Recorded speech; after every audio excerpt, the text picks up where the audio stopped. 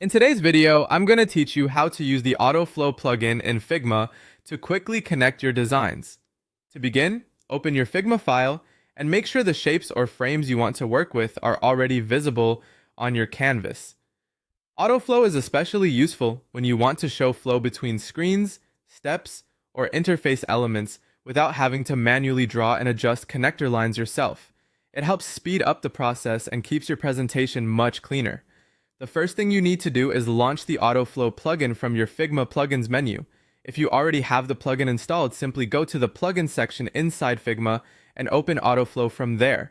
Once it starts, you should be ready to create connections directly on your workspace. Before moving on, it's a good idea to make sure the plugin window is active and that your canvas is arranged in a way that makes your starting point easy to identify. Next, hold down the Shift key on your keyboard. This is an important part of the process because the Shift modifier helps Autoflow understand that you're about to create a connection. Keep the key pressed as you move to the next action. If you let go too early, the plugin may not respond the way you expect, so try to keep that key held steadily until your selection begins.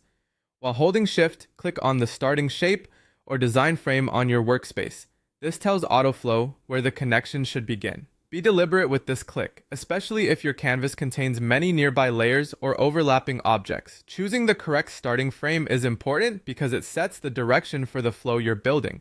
If you're working with multiple screens, user journey maps, or wireframes, this starting selection is what anchors the relationship between your designs.